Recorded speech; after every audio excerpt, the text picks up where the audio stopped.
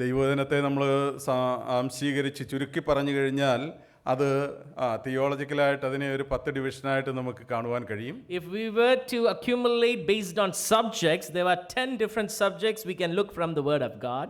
എന്നാൽ ദൈവവചനത്തിലെ വിഷയങ്ങൾ വിശദമായിട്ട് പറഞ്ഞു കഴിഞ്ഞാൽ അതൊക്കെ സഹിക്കാനുള്ള ശക്തി പലർക്കും ഇല്ല. Many do not have much endurance to look into the depth of the riches of the Word of God if we were to elaborate within an hour or so. ഞാൻ അതുകൊണ്ട് അതിനെ ഒരു 3-4 സെന്റൻസിലായിട്ട് ഞാൻ ഇങ്ങനെ ചുരുക്കാനായിട്ട് ശ്രമിച്ചു. So I would like to accumulate that into 3 or 4 sentences like this. മനുഷ്യൻ പാപം ചെയ്തപ്പോൾ രക്ഷിപ്പാൻ ദൈവം ക്രിസ്തുവിനെ അയച്ചു. When man sinned, number 1, when man sinned, God Almighty sent Christ to redeem man. അതിൽ 4-5 വിഷയങ്ങൾ വരുന്നുണ്ട്. മനുഷ്യൻ, പാപം, രക്ഷ, ദൈവം, ക്രിസ്തു. There are several subjects underneath itself. It's that man, Christ, Savior and Redeemer. ക്രിസ്തു ഉയർത്തെഴുന്നേറ്റതിന് ശേഷം പരിശുദ്ധാത്മാവിനെ അയച്ചു. പരിശുദ്ധാത്മാവ് മുഖാന്തരം സഭ രൂപീകൃതമായി. പരിശുദ്ധാത്മാവും ദൂതന്മാരും ചേർന്ന് സഭയെ സൂക്ഷിക്കുന്നു. When Christ rose from the grave and when he has ascended back into heaven, he has given us the Holy Spirit, and by the power of the Holy Spirit the assembly has been formed, and the Lord and this Christ and the angels are now taking care of the church. ആ സെന്റൻസിൽ പരിശുദ്ധാത്മാവിനെ കുറിച്ചും സഭയെക്കുറിച്ചും ദൂതന്മാരെക്കുറിച്ചും പരാമർശിച്ചിരിക്കുന്നത് കാണുവാൻ കഴിയും. We see that over here that the assembly, the Christ, the assembly, the Holy Spirit, the angels are all mentioned together in the second point. ഈ സഭയെ ചേർക്കുവാൻ കർത്താവായ യേശുക്രിസ്തു മടങ്ങി വരികയും തൻ്റെ പുനരാഗമനവും അതോടനുബന്ധിച്ച് ലോകത്തെ ന്യായം വിധിക്കുകയും ചെയ്യും. In the second coming, we understand that Christ is going to come to retrieve this church back, and there we see the judgment also. ഇത്രയും വിഷയങ്ങളാണ് ബൈബിളിൽ രേഖപ്പെടുത്തിയിരിക്കുന്നത്. These are the various topics that are being mentioned in the scriptures. ഇത്രയും പറഞ്ഞപ്പോൾ അതൊരു വലിയ ടഫായ ഒരു വിഷയമായിട്ട് നിങ്ങൾക്ക് തോന്നി കാണില്ല. Many have made understanding if in this simple manner this is an easy way of looking at it. നമുക്കറിയാം മനുഷ്യനെക്കുറിച്ച് വളരെ ആധികാരികമായി പ്രതിപാദിക്കുന്ന ഒരു പുസ്തകമാണ് Bible. The book of the Bible, it talks in high volumes and authenticates about the condition of a man. മനുഷ്യനെക്കുറിച്ച് പഠിക്കാനായിട്ട് ഇന്ന് വിവിധ ശാഖകൾ തന്നെയുണ്ട്. There are many areas where we can study about the concept of a human or a man over here.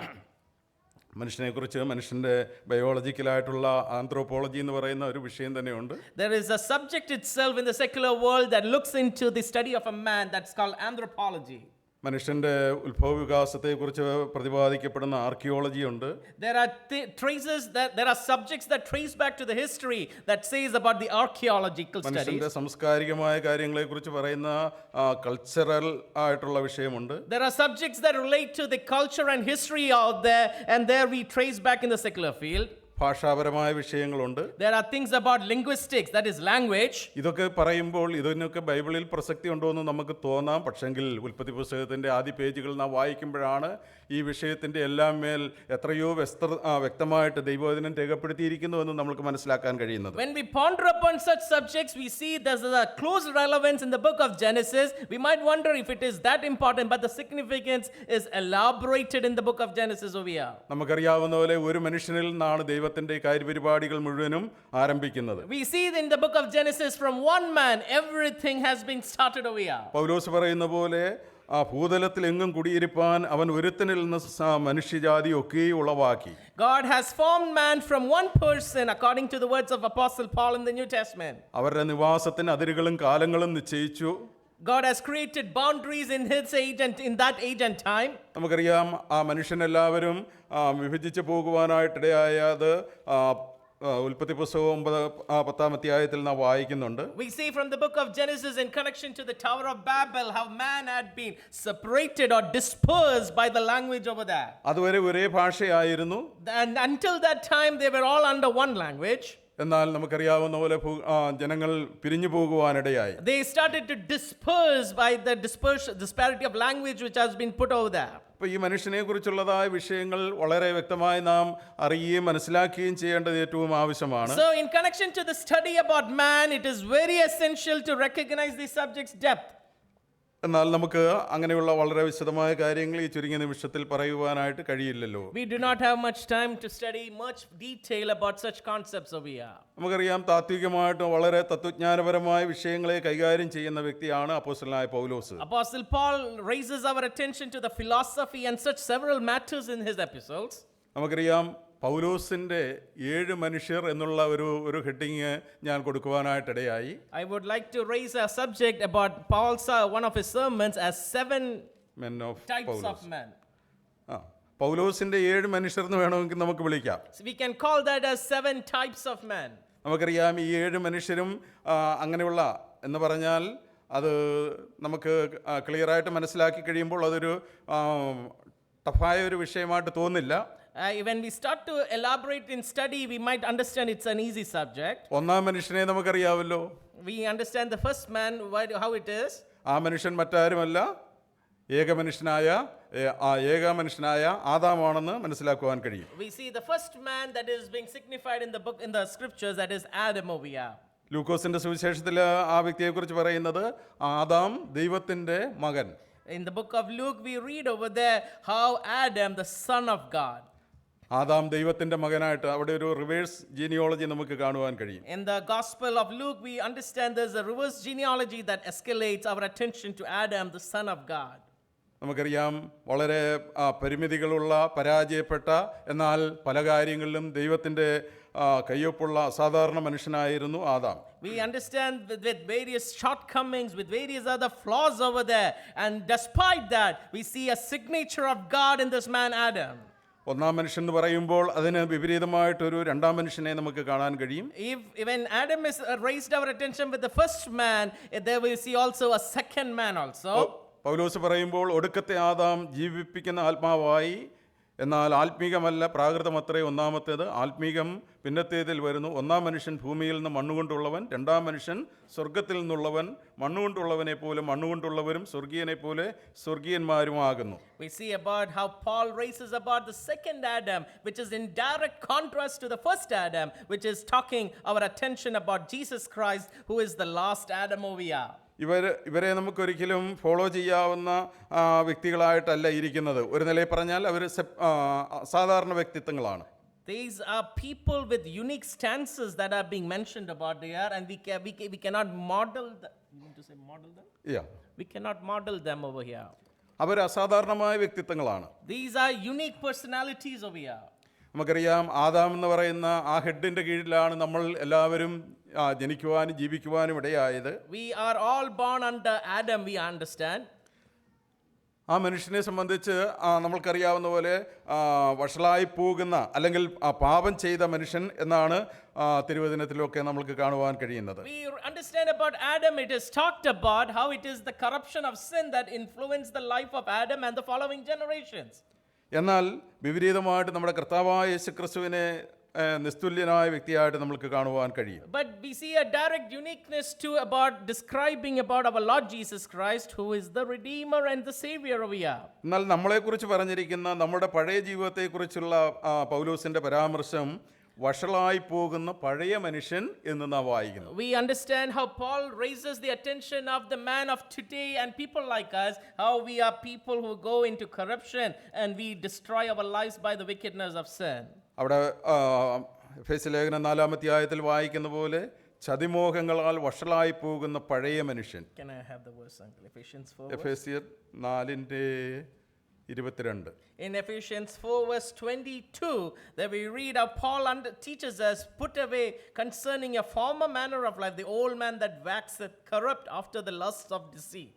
നമുക്കറിയാം, അപ്പോസ്തലനായ പൗലോസ് തന്നെ തൻ്റെ പഴയ മനുഷ്യൻ്റെ ജീവിതത്തെക്കുറിച്ചുള്ള ഒരു വ്യക്തമായ ചിത്രം നമുക്ക് നൽകുന്നുണ്ട്. Paul itself clearly indicates the darkness of his former life over here. അറിയാതെ സഭയെ ഉപദ്രവിച്ചവനാണ്. In his ignorance, he was persecuting the assemblies.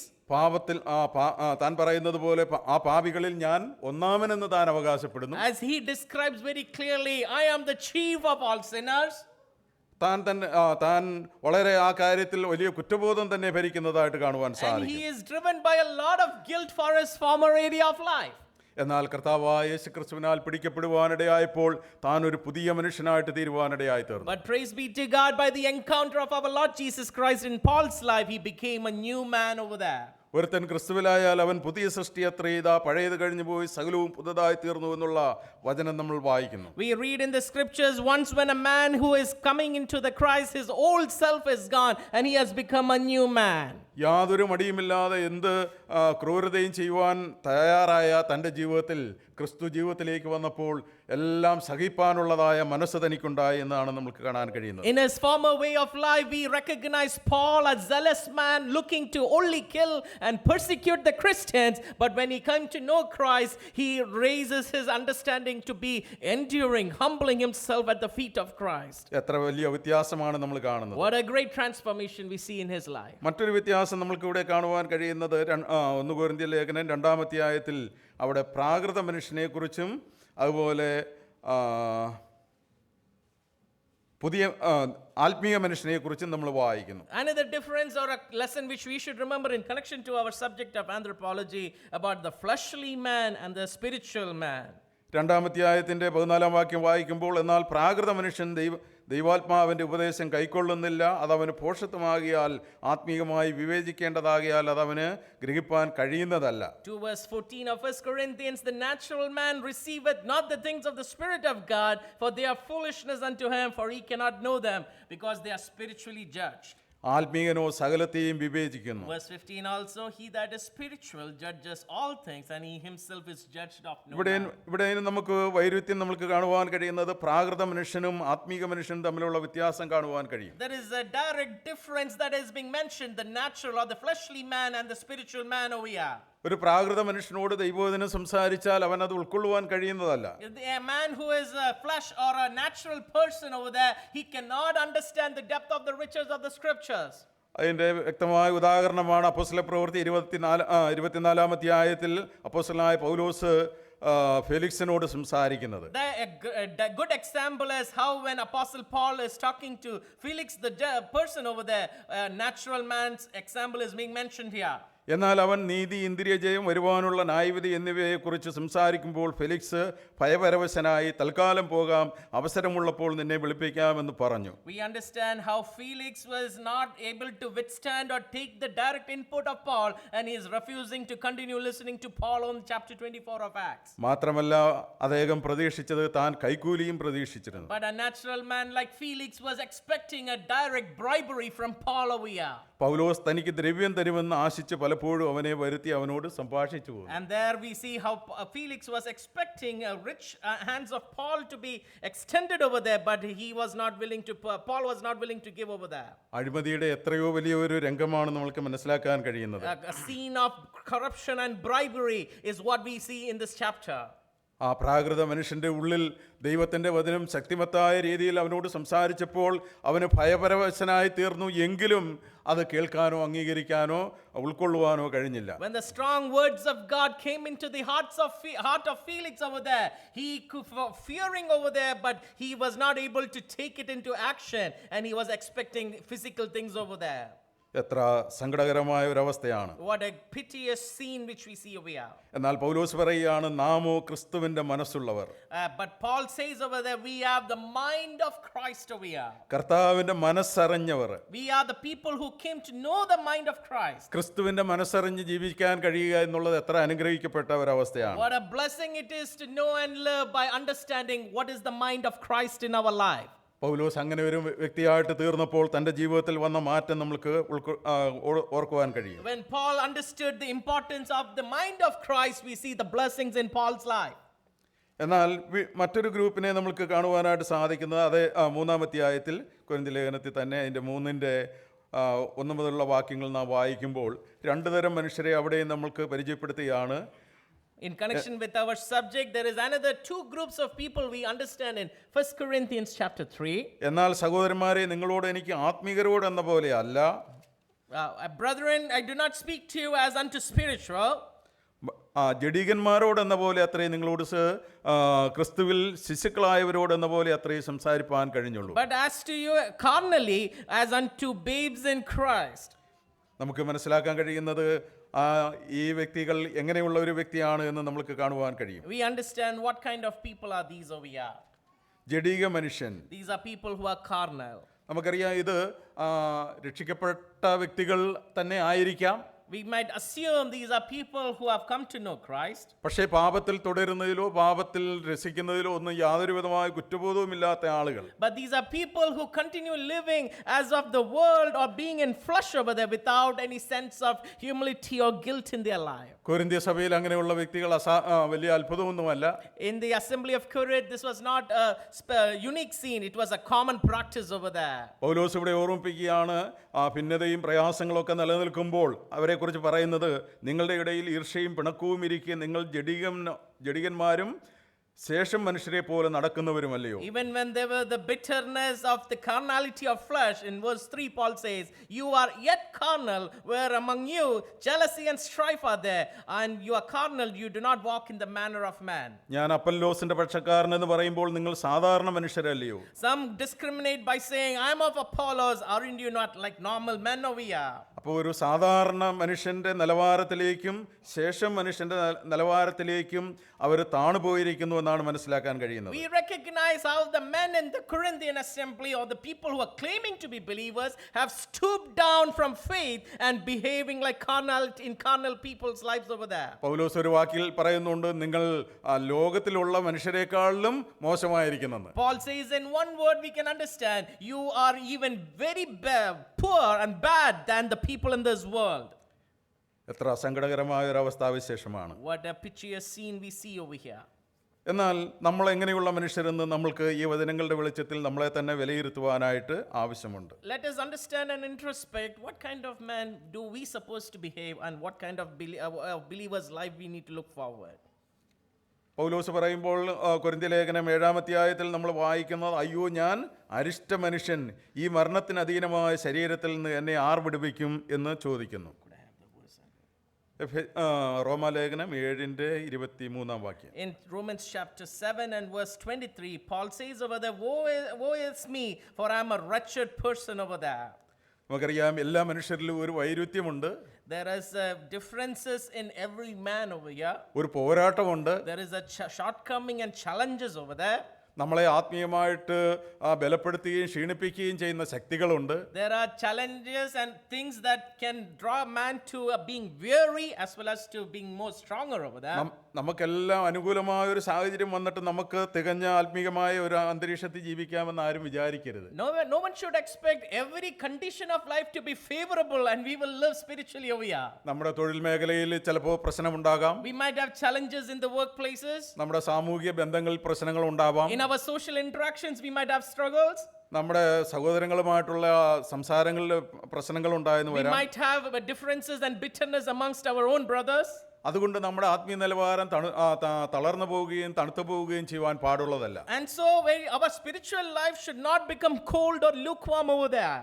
നമുക്ക് സാഹചര്യങ്ങളെ പഴി പറഞ്ഞ് ആർക്കും രക്ഷപ്പെടുവാൻ കഴിയില്ല. We might be able to criticize the situations and escape from those moments. എന്നാൽ അതിനപ്പുറമായിട്ട് നമുക്ക് ഏത് സാഹചര്യങ്ങളെയും നേരിടുവാനുള്ള ഒരു ദൈവിക ശക്തിയിൽ നമ്മൾ ആശ്രയിക്കുക എന്നുള്ളതാണ് ആവശ്യം. But we need to remember God has given us grace and courage to encounter such challenges of life. നമ്മളാകുന്ന മനുഷ്യൻ, The man we are supposed to be. നമുക്കറിയാം പൗലോസ് ഒരു മനുഷ്യനെ എത്രയോ വ്യക്തമായിട്ടാണ് തന്നെ ഇങ്ങനെ അനലൈസ് ചെയ്തിരിക്കുന്നതെന്ന് നമുക്ക് കാണുവാൻ കഴിയും. We understand how Paul is studying about this condition of man very deeply, the man we are out to be over here. ഒരു കാലത്ത് നമ്മളെല്ലാം വഷളായി പോകുന്ന ഒരു പഴയ മനുഷ്യനുണ്ടായിരുന്നു. There was a time when we were in our former lives which will perish and which we kind of ended up in wickedness and sin over there. ലോകത്തിന്റെ സ്വാധീനമുള്ള ഒരു നാച്ചുറൽ മാൻ, ഒരു പ്രാകൃത മനുഷ്യൻ നമ്മളിൽ ഉണ്ടായിരുന്നു. We were the natural man in our lives where we lived in our sinful estate. എന്നാൽ കർത്താവ് നമ്മുടെ ജീവിതത്തിലേക്ക് കടന്നു വരുവാനിടയായപ്പോൾ നമ്മളെ ഒരു പുതിയ മനുഷ്യനാക്കി മാറ്റി. But God be glorified, when Christ came into our life we became a new man. നമുക്കൊരു ആത്മീയ മനുഷ്യനായിട്ട് ജീവിപ്പാനായിട്ട് സാധിക്കും. We will be able to live as a spiritual person. എന്നാൽ നിന്നെ ഞാൻ വിടുകയില്ല എന്ന് പറഞ്ഞ് നമ്മുടെ പിന്നാലെ ശക്തിയായിട്ട് സ്വാധീനിക്കുന്ന ഒരു ജഡിക മനുഷ്യൻ ഉണ്ട് എന്ന് ഓർക്കുക. But we need to always remember there is a fleshly man that will stand alongside and fight along, but he will not leave us until we are on this earth over here. എന്നാൽ പൗലോസ് ആ പറയുന്ന വാക്കുകൾ പോലെ നമ്മുടെ കർത്താവായ യേശുക്രിസ്തു മുഖാന്തരം ഞാൻ ദൈവത്തിന് സ്തോത്രം ചെയ്യുന്നു, ഈ പരാജയപ്പെടുത്തുന്ന ശക്തിയെ ഞാൻ വിജയിക്കുമെന്ന് താൻ അവകാശപ്പെടുകയാണ്. But as Paul says very clearly, even when such strikes and even when such problems arise in the life, praise be to God, by the power of Jesus Christ in my life, I will conquer such persons or such things in my life. ഇതേ ആശയങ്ങൾ തന്നെ നമുക്ക് യെശയ്യാ പ്രവാചകന്റെ പുസ്തകം 5-6 അധ്യായങ്ങളിലായിട്ട് നമ്മൾ കാണുന്നുണ്ട്. Again, these expressions we see in Isaiah chapter 5 and 6. യെശയ്യാ പ്രവാചകൻ ഇങ്ങനെ നോക്കിയിട്ട് തനിക്ക് ചുറ്റുമുള്ള സാഹചര്യങ്ങളെ നോക്കിയിട്ട് അയ്യോ കഷ്ടം, നിങ്ങൾ അങ്ങനെ ചെയ്യുന്നു ഇങ്ങനെ ചെയ്യുന്നു എന്നെല്ലാം പറഞ്ഞ് താൻ അവരെ കുറ്റപ്പെടുത്തുന്നത് നമുക്ക് കാണുവാൻ കഴിയും. There we see in Isaiah 6 where Isaiah the prophet is looking around his situation and saying, woe is to me, for I am done, by looking and criticizing the situation. എന്നാൽ 6-ാം അധ്യായത്തിൽ ദൈവത്തിന്റെ മഹത്വം താൻ കണ്ടപ്പോൾ എനിക്ക് അയ്യോ കഷ്ടമെന്ന് താൻ പരിതപിക്കുകയാണ്. When he sees the glory of God in chapter 6, he says, woe is me, for I am of unclean lips. അതിന്റെ കാരണം തനിക്ക് ചുറ്റുമുള്ള ആളുകളും താനും ഒട്ടും മെച്ചമല്ല എന്ന് താൻ സമ്മതിക്കുകയാണ്. Because he learns to accept he is no different than the people around him who are grumbling and who are doing in sins. He is comparing himself, his fleshly life over there. എന്നാൽ ദൈവത്തിന് വേണ്ടി ഉപയോഗപ്പെടേണ്ട വ്യക്തി ഞാൻ തന്നെയാണ്, അതുകൊണ്ട് അടിയനെ അയക്കണമേ എന്ന് പറയുവാനായിട്ടുള്ള മനസ്സ് യെശയ്യാവ് കാണിക്കുന്നു. But when conviction strikes his heart, he admits himself by being submissive to God. Oh Lord, I am here. Use me for your glory. നമുക്കറിയാം, എല്ലാ വ്യക്തികളുടെയും പൂർവ്വകാല ചരിത്രങ്ങളും നമ്മൾ നോക്കിയാൽ മോശ തന്നെ പറയുന്ന വാക്കുകൾ, ഞാൻ ഒട്ടും കൊള്ളാവുന്ന വ്യക്തിയല്ല, എന്നെ കഴിഞ്ഞ് എത്രയോ മിടുക്കരായ ആളുകളുണ്ട്, അതുകൊണ്ട് അവരെ ആരെയും അയക്കണമെന്ന് താൻ ആവശ്യപ്പെടുകയാണ്. When we look into the history of characters from the Bible, we see those leaderships, they have poor areas of life. Example like Moses, who says, use a better person than me for your glory, O God. ഏലിയാവ് പറയുകയാണ്, കർത്താവേ, ഞാൻ ഒട്ടും നല്ലവനല്ല, ഞാൻ മറ്റുള്ള ആരെ കഴിഞ്ഞും മെച്ചമല്ല, അതുകൊണ്ട് എന്നെ ഇവിടെ അവസാനിപ്പിക്കണമെന്ന് ആവശ്യപ്പെടുന്നു. Even Elijah says very clearly, oh Lord, use up someone else than me. I am no one who is better than anyone else over here. നമുക്കറിയാം, ഇതൊരു മാനുഷികമായ വശമാണ്. It is only a fleshly attitude of life. എന്നാൽ ദൈവത്തിൻ്റെ ദാസീദാസന്മാരായ നമ്മൾക്ക് ഏത് പ്രതിസന്ധികളെ അതിജീവിച്ച് അവസാനം കർത്താവിന് വേണ്ടി പ്രയോജനപ്പെടുവാൻ സാധിക്കും. But as servants of God, children of God, let us learn to strive forward, being his vessels over here. ഞാൻ ഓർക്കുകയാണ്, പ്രിയ തോമസ് ബ്രദറിൻ്റെ അമ്മയുടെയൊക്കെ ആ സ്ഥലത്ത്, ആ വീട്ടിലാണ് ഞങ്ങൾ ഒരു കൂടിവരവിൽ ഞങ്ങൾ കർത്താവിനെ അറിഞ്ഞു വരുവാനായിട്ടിടയായത്. I came to know the Lord in Idiki, in the vicissitudes of in over there. ഞങ്ങൾ ഓർത്തഡോക്സ് പശ്ചാത്തലത്തിൽ നിന്നും ഈ കുടുംബവുമായിട്ടുള്ളതായ ഒരു സ്നേഹബന്ധത്തിലാണ് വിശ്വാസത്തിൽ വരുവാനിടയായത്. In the close intimacy of my grandfather from my mother's side, that is how I came to know the Lord. ആ കാലത്ത് വിശ്വാസത്തിൽ വന്നതിലെ ബഹുഭൂരിപക്ഷം ആളുകളും പിന്മാറിപ്പോയി. People who came to know the Lord at that particular moment of life, in that time and age, they today are not in faith. ഞാനും എൻ്റെ എൻ്റെ ജ്യേഷ്ഠനാണ് MK James Nedumkandam. അദ്ദേഹം കുമ്പനാട്ട് Bible സ്കൂളിൽ പോയി പഠിച്ചു. Me and my brother who went to Kumbanat Bible School, we are the only one survivors over there. ജ്യേഷ്ഠൻ്റെ സ്വാധീനത്തിൽ എനിക്കും ദൈവവചനം പഠിക്കുവാനായിട്ടുള്ള ഒരു താല്പര്യം ഉണ്ടായി. By the influence of my brother MK James, I was also given the opportunity to study. അങ്ങനെ 1983 ഞാൻ മദ്രാസിലെ ABTAയിൽ അഥവാ ഇപ്പോഴത്തെ SBCയിൽ പഠിക്കുവാനായിട്ട് പോയി. I was able to go and study from the SBT college in Madras SBC in Madras in 1983. അങ്ങനെ അന്ന് ദൈവവചനം പഠിച്ചത് കൊണ്ടാണ് ഞങ്ങൾ നിലനിൽക്കുവാനും ദൈവഭാഗത്തേക്ക് വരുവാനും സുവിശേഷകന്മാരാകുവാനും ഇന്ന് കർത്താവിൻ്റെ ദാസന്മാരായിട്ട് നിങ്ങളുടെയൊക്കെ മധ്യത്തിൽ നിൽക്കുവാനും ഒരു സാഹചര്യം ഉണ്ടായത്. By taking the opportunity of an education at that time period, today I have been able to stand in front of you as an evangelist and serve the Lord even in those areas. സാഹചര്യങ്ങളും മറ്റ് സമ്മർദ്ദങ്ങളും ഒക്കെ നോക്കിയാൽ ഇവിടെ വരാൻ യാതൊരു സാധ്യതയും ഉണ്ടായിരുന്നില്ല. When I look into my situations of life, there is no opportunity that I would stand today in front of you. എന്നാൽ കർത്താവിനാൽ വിളിക്കപ്പെടുവാനിടയായി. But praise be to God, God called me into ministry. ദൈവവചനം പഠിക്കുവാനായിട്ടിടയായി തീർന്നു. God enabled us to study the word of God. ദൈവവചനത്തിലെ സത്യങ്ങൾ Bible കോളേജിൽ പഠിച്ചുകൊണ്ട് എല്ലാം പഠിച്ചു എന്ന് അർത്ഥമില്ല. The truths about the scriptures, it's not just because studying in the Bible college I came to know everything. എങ്ങനെ ബൈബിൾ പഠിക്കണം എന്ന് പഠിപ്പിക്കുന്ന സ്ഥലമാണ് Bible college. The Bible college only tells us how to look at the scriptures or how to observe and study from the word of God. അത് കഴിഞ്ഞാണ് നമ്മൾ പഠിക്കാൻ തുടങ്ങുന്നത്. After that time of education is only we start to study the word of God. അങ്ങനെ ദൈവവചനം പഠിച്ചതുകൊണ്ട് ജീവിതത്തിന് വന്ന മാറ്റം എത്രയോ വലിയ അനുഗ്രഹമായി തീർന്നു. After investing into studying the word of God, there is a great transformation in our lives. ഫലകരമായ ശുശ്രൂഷ ചെയ്യുവാൻ കർത്താവ് ഇടയാക്കുന്നു. God is enabling me to do many ministries in the vicissitudes. കഴിഞ്ഞ 33 വർഷമായിട്ട് ദൈവത്തിന്റെ വേലയിലായിരിക്കുന്നു. For the last 33 years I am been in ministry. ദൈവം ഞങ്ങളെ കുടുംബമായിട്ട് അനുഗ്രഹിച്ച് ഇത്രത്തോളം സഹായിച്ചു ഓർത്ത് ദൈവത്തെ സ്തുതിക്കുകയാണ്. God blessed us as a family and I praise God for that time.